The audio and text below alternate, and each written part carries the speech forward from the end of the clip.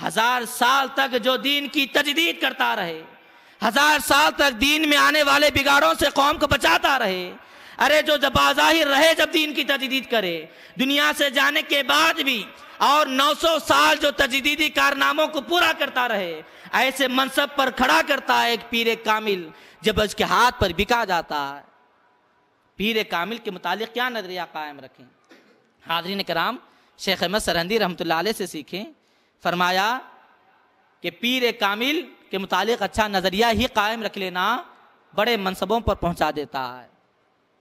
और हाज़रीन कराम, ख्वाजा अबू बकर शिबली रहमतुल्लाह अलैह की बारगाह में चलें और आपकी बारगाह में चलकर पूछें कि हुजूर बताएं शेख कामिल क्या होता है। हश्त बहिश्त ख्वाजगान चिश्त के मलफूजात का जो मजमुआ है उसमें इस बात को जिक्र किया गया कि ख्वाजा अबू बकर शिबली रहमतुल्लाह अलैह से लोगों ने पूछा हुजूर बताएं शेख कामिल क्या होता है, शेख कामिल कैसा होता है, क्या होता है। ख्वाजा अबू बकर शिबली रहमतुल्लाह अलैह ने लफ्ज़ों से नहीं समझाया, अपने पास से कुछ पैसे दिए और सवाल करने वाले से कहा कि जाओ और जाकर बाज़ार से किसी ग़ुलाम को ख़रीद लाओ। सवाल करने वाले ने पैसे लिए हुजूर ख्वाजा अबू बकर शिबली अलैहिर्रहमा से और बाज़ार गए, बाज़ार से ग़ुलाम ख़रीद कर लाए और ख्वाजा अबू बकर शिबली अलैहिर्रहमा की बारगाह में पहुँचा दिया। ख्वाजा अबू बकर शिबली अलैहिर्रहमा ने देखा ग़ुलाम आ चुका है, इरशाद फरमाया कि गुस्ल करो। ग़ुलाम ने गुस्ल किया। हज़रत ने फरमाया कि वज़ू बनाओ। उस ग़ुलाम ने वज़ू बनाया। हज़रत ने फरमाया कि 2 रकात नमाज नफिल अदा करो।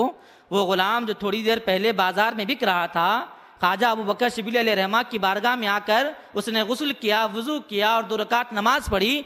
जैसे ही सलाम फेरा, ख्वाजा अबू बकर शिबली अलैहिर्रहमा ने उसके हाथ को थामा और मसनद पर ले आकर कर बिठा दिया, दावत और तबलीग के मसनद पर ले आकर कर बिठा दिया और इरशाद फरमाया कहाँ है वो पूछने वाले कि शेख कामिल कैसा होता है। लो देख लो, शेख कामिल ऐसा होता है कि जो एक बाजार में बिकने वाले को खरीद ले तो लम्हे भर में 2 रकात नमाज पढ़ाकर रब ताला की कुर्बत और मुअय्यत में पहुंचा देता है।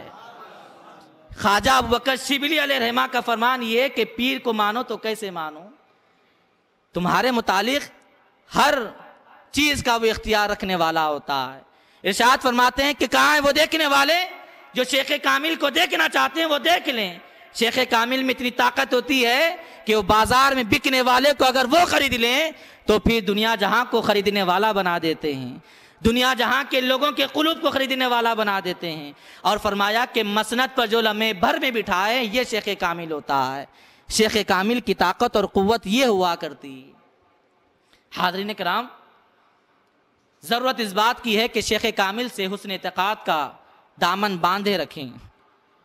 ज़रूर बाकमाल औलिया कराम नज़र आते हैं, उनके दरबार के हम खुशाचीन हैं, मगर याद रखें जब तक हमने अपने पीर को अपना मुद्दा नहीं माना, जब तक उनके दरबार से मंगते बनने का सलीका नहीं सीखा, याद रखें कहीं पर से भी हम बामुराद नहीं हो पाएंगे।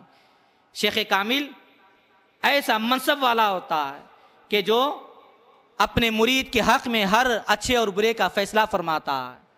तभी तो हुज़ूर बंदा नवाज गेसू दराज रहमतुल्लाह अलैह ने इरशाद फरमाया शेख कामिल के बारे में, आदाब मुरीदीन में जिक्र किया है। मुरीदीन को हिदायत दी, मुरीदीन को तालीमात दी पीर के बारे में, वहीं पर ये तालीम भी दी। इरशाद फरमाया कि मुरीद को चाहिए कि जब कोई अच्छा ख्वाब भी देखे, कोई ख्वाब देखे तो फिर उस ख्वाब को अपने पीर ही के सामने बयान करे। और इरशाद फरमाते हैं जब ख्वाब बयान कर चुको तो अपने पीर से उसकी ख्वाब की ताबीर ना पूछो, इसलिए कि जब तुमने ख्वाब को बयान कर दिया तो अब वो तुम्हारा भला ही चाहने वाला है और तुम्हारे भले काम ही को पसंद करने वाला है। और इरशाद फरमाते हैं कि अगर कोई पीर से इतना दूरी पर हो कि अपने ख्वाबों को बार बार जाकर बयान नहीं कर सकता और ये समझता हो कि इससे पीर को जहमत होगी, तो बस अपने तसव्वुर ही में अपने ख्वाब को पीर के हवाले कर दे, तो मेरा पीर इतना काबिल है, इतनी ताकत रखने वाला है कि तेरे तसव्वुरात ही से अर्ज किए जाने वाले ख्वाबों को ना सिर्फ सुनता है बल्कि तेरे हक़ में उनकी ताबीर को अच्छे तौर पर बयान करता है। हाज़रीन कराम, पीर से अपने ताल्लुक़ को मजबूत बनाए रखें, आज के इस पुरफतन माहौल में सबसे बड़ा मसला ये है कि शेख कामिल को ढूंढा जाए, शेख कामिल को तलाश करें। शयूख बहुत नज़र आएंगे मगर कामिल शेख की तलाश बड़ी अहम रही। कहा किसी ने कि हर एक को शेख कामिल मिलना भी ये अल्लाह तबारक व तआला की नेमतों में से एक बड़ी नेमत रही है। अपने शेख कामिल को तलाश करें और फिर जब मिल जाए तो फिर उनके दरबार की, उनकी मजलिस के आदाब को मलूज़ खातिर रखें। बुज़ुर्गों ने इरशाद फरमाया कि बुज़ुर्गों अपने पीर की दरबार में हाज़िरी का इस सलीक़ा बनाए रखो कि उनके दरबार में ज़्यादा बात ना क्या करो। बल्कि मुफक्किरीन ने तो यहाँ तक कहा कि दो लोगों को दुनिया में ज़िंदगी गुजारने का कोई हक़ नहीं। दो लोग दुनिया में ज़िंदगी गुजारने का कोई हक़ नहीं रखते, आबादी में जीने के काबिल नहीं है, उन्हें ले जाकर का जंगल में छोड़ दिया जाए। पूछा गया वो दो लोग कौन है? इरशाद फरमाया गया एक वो जो मौलवी के सामने खामोश रहे और दूसरा वो जो पीर के सामने ज़्यादा बात करे। इन दो को आबादी में रहने का कोई हक़ नहीं। ऐसों को ले जाकर के जंगल में छोड़ दिया जाए इसलिए कि मौलवी के सामने खामोश बैठेंगे तो मसाइल मालूम नहीं होंगे, और जब मसाइल मालूम नहीं होंगे तो बिगड़े हुए रहेंगे, और सूफ़ी के सामने, पीर के सामने ज़्यादा कहेंगे तो फैज़ान से महरूम रहेंगे और कोई भलाई इन्हें नसीब नहीं होगी। भला जो भलाई खुद नहीं पाता तो वो औरों को कहाँ भलाई पहुँचाएगा। इसलिए आबादी में इन्हें रहने का कोई हक़ नहीं है। आबादी में वही रहे जो दूसरों से भलाई हासिल करे और फिर अपने बाद वालों को भलाई पहुँचा सके। जो मौलवी से गुफ्तार के ज़रिए भलाई नहीं पा सकता और जो पीर से खामोशी के ज़रिए फैज़ान नहीं हासिल कर सकता तो वो औरों को कहाँ ये बात भलाई पहुँचा पाएगा। इसलिए ऐसे लोगों को दुनिया में आबादी में रहने का कोई हक़ नहीं है। ऐसे को ले जाकर के जंगल में छोड़ दिया जाए। हाज़रीन किराम, और जहाँ तक बात पीर की दरबार की आदाब की तो आए हिंदुल वली की बारगाह चले, ख्वाजा गरीब नवाज अलैहि रहमतुल्लाह की बारगाह में, जबकि आपके पास आपके पीर ख्वाजा उस्मान हारूनी अलैहि रहमतुल्लाह भी बाजू तशरीफ़ फरमा, ख्वाजा बख्तियार काकी रहमतुल्लाह अलैह तशरीफ़ लाए उस मजलिस में जहाँ गरीब नवाज भी हैं और गरीब नवाज के पीर ख्वाजा उस्मान हारूनी अलैहि रहमतुल्लाह भी दोनों तशरीफ़ फरमा हैं। ख्वाजा कुतुबुद्दीन बख्तियार काकी रहमतुल्लाह अलैह तशरीफ़ लाए और आने के बाद फौरी आपने अपने पीर, अपने शेख ख्वाजा मोइनुद्दीन हसन चिश्ती संजरी अलमारूफ गरीब नवाज रहमतुल्लाह अलैह की कदमबोसी की, खुदुम पाक को बोसा दिया। और जब गरीब नवाज ने देखा कि खुतबुद्दीन मेरे खुदुम को बोसा दे रहे हैं, मेरी कदमबोसी करते हैं, जबकि मेरे पास मेरे पीर बैठे हुए हैं, गरीब नवाज ने फरमाया खुतबुद्दीन ये मेरे पीर हैं, इनकी कदमबोसी करो। खुतबुद्दीन बख्तियार काकी रहमतुल्लाह अलैह ने कदमों से अपने चेहरे को उठाया, एक नज़र गरीब नवाज को देखा, एक नज़र ख्वाजा उस्मान हारूनी अलैहि रहमा को देखा और फिर अपने ही शेख गरीब नवाज के कदमों पे अपने सर को झुका दिया। फिर से आपके खुदुम पाक की कदमबोसी करने लगे। गरीब नवाज ने फरमाया खुतबुद्दीन क्या नहीं सुनते कि ये मेरे पीर हैं, इनके कदमों को बोसा दो, ये मेरे पीर कामिल हैं। खुतबुद्दीन बख्तियार काकी ने फिर अपने सर को उठाया, फिर एक नज़र गरीब नवाज के चेहरे को देखा, एक नज़र ख्वाजा उस्मान हारूनी के चेहरे को देखा और फिर अपने चेहरे को गरीब नवाज ही के कदमों में गिरा दिया। और जैसे ही खुतबुद्दीन बख्तियार काकी ने अपने चेहरे को, अपने सर को गरीब नवाज के खुदुम पाक में तीसरी मरतबा झुकाया, ख्वाजा उस्मान हारूनी मुस्कुरा उठे और गरीब नवाज से इरशाद फरमाया कि मोइनुद्दीन मुबारक हो, ये तुम्हारा कामिल मुरीद हो चुका है, ये मुरीद तुम्हारा दर्जे कमाल पर पहुंच चुका है, कामिल मुरीद बन चुका है।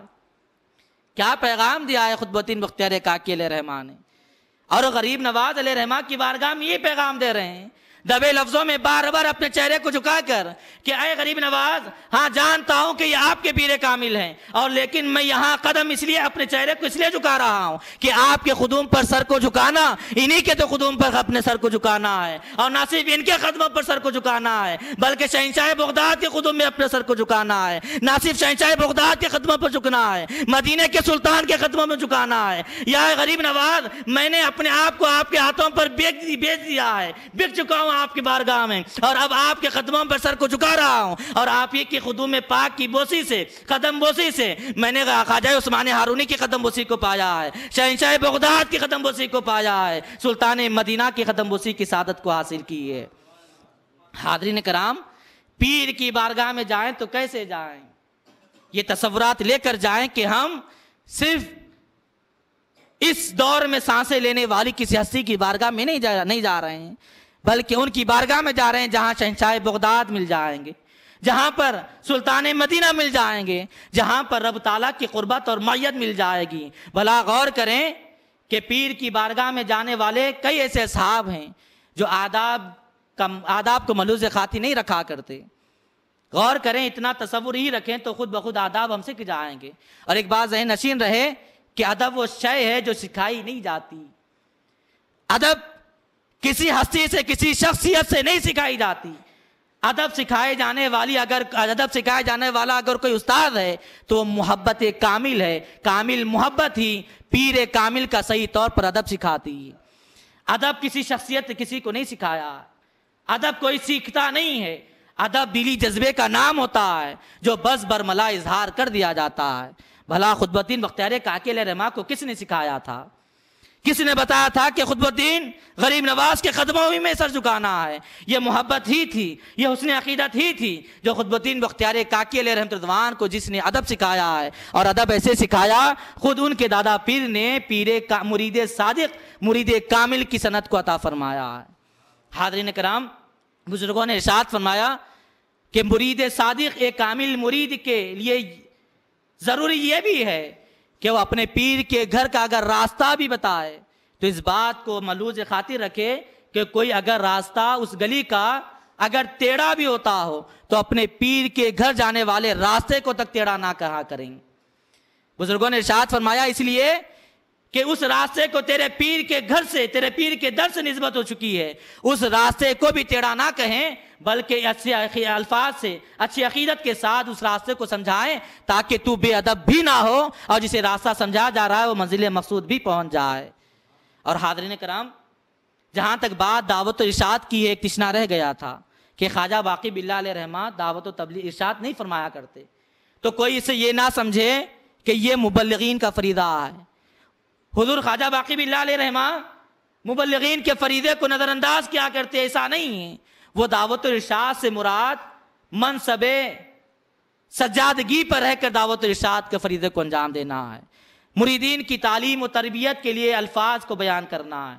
यूं तो एक शेख कामिल अपने चेहरे की दीदार ही से तरबियत कर दिया करते हैं, लेकिन दावत और इरशाद ये वो मनसब हैं जिसके बारे में खुद ख्वाजा मुजद्दिद अल-फिसानी शेख अहमद सरहंदी रहमतुल्लाह अलैह ने इरशाद फरमाया कि जितने दुनिया में अक़ताब बने हैं, जितने दुनिया में कुतुबियत के मनसब पर फाइज हुए हैं, जितने लोग दुनिया में कुतुब बने हैं, और जान लें कि कुतुब क्या होता है। हाज़रीन कराम, दुनिया में 7 कुतुब रहा करते हैं, 7 ही कुतुब रहा करते हैं, और इन 7 कुतुब ही के हवाले तमाम कायनात हुआ करती है। तमाम दुनिया का नज़्म नस्क, तमाम दुनिया का रूहानी मामूलात इन्हीं 7 के सुपुर्द हुआ करते हैं। जहाँ भी बिगाड़ पैदा होता हो, अच्छाई पैदा होती हो, वो कुतुब ही के हाथ में हुआ करती है और उन्हीं के दरबार से अहकाम जारी हुआ करते हैं। 7 कुतुब हुआ करते हैं। और शेख अहमद सरहंदी रहमतुल्लाह अलैह ने इरशाद फरमाया कि दुनिया में जितने लोग कुतुब बने हैं, दुनिया में जितने खुतबियत के मनसब पर फाइज हुए, जितनों ने खुतबियत के दर्जे को पाया है, वो तमाम के तमाम दावत और इरशाद का काम किया करते थे। वो तमाम दावत और इरशाद का काम क्या करते रहे। हाज़रीन कराम, ज़रूरत इस बात की है कि हम इन मकतूबात के ज़रिए से इस्तिफ़ादा करें और अपने लिए हिदायत का सामान को पैदा करें। और अल्हम्दुलिल्लाह सुम्मा अल्हम्दुलिल्लाह, सय्यदी मुर्शिदी व मौलाई हज़रत सय्यद शाह गुलाम सरवर बियाबानी रहमतुल्लाह अलैह का यह फैज़ान है कि आपने हमा वक्त अपनी शख्सियत को छुपाए रखा है, हमा वक्त अपनी हस्ती को लोगों की नज़रों से छुपाए रखा है। लेकिन आज इस बज़्म शाह अफ़ज़ल बियाबानी हैदराबाद को 21 साल हो चुके हैं, 20 साल ख़त्म हो चुके, 21 साल में दाखिल हो चुकी है। और इस मजलिस के इनेकाद का हुज़ूर सय्यदी मुर्शिदी व मौलाई का मकसद यही रहा कि वाज़ व नसीहत के मनसब को पूरा किया जाए। अब मुजद्दिद अल-फिसानी अलैहिर्रहमा के अल्फाज ने रहनुमाई की, सैयदी मुर्शिदी व मौलाई की पहचान की, सैयदी मुर्शिदी व मौलाई की मारिफत की ली तरफ रहनुमाई करते हैं शेख अहमद सरहंदी रहमतुल्लाह अलैह कि दुनिया में जितने कुतुब बने हैं वो पूरे दावत और इरशाद वाज़ो नसीहत ही के मनसब से कुतुब बने हैं। अब सैयदी मुर्शिदी व मौलाई का ये काम वाज़ो नसीहत की मजलिस का इनेकाद अमल में लाना, 20 साल से मजलिस कायम है। और हाज़रीन कराम, मजलिस के लिए ऐसे नाम को हुजूर ने इंतखाब फरमाया कि जो हैदराबाद में ना सिर्फ अब बल्कि 20 साल पहले भी किसी ने इस नाम का इस्तेमाल नहीं फरमाया है। खानकाएं तो बहुत चल रही हैं, हल्के जिक्र तो बहुत जारी हैं, मगर सब ने अपने अपनी खानकाएं, अपने अपने हल्के जिक्र खोल कर बता दिया कि हम कहाँ पर रहने वाले हैं। और सैयदी ने मजलिस वाज़ो नसीहत जो शेख अहमद सरहंदी अलैहिर्रहमा के फरमान के मुताबिक एक दावत और इरशाद के मनसब पर रहने वाले, एक ऐसा सूफी जो दावत और इरशाद के मनसब को पूरा करता है, वो दर्जे कुतुबियत पर पहुंचने वाला होता है। सैयदी मुर्शिदी व मौलाई की मारिफत को हमें अता फरमाया है। मजलिस वाज़ो नसीहत, आज शहर हैदराबाद ही में कई लोग ऐसे हैं जो ये सवाल करते हैं कि मजलिस वाज़ो नसीहत का मफहूम क्या है।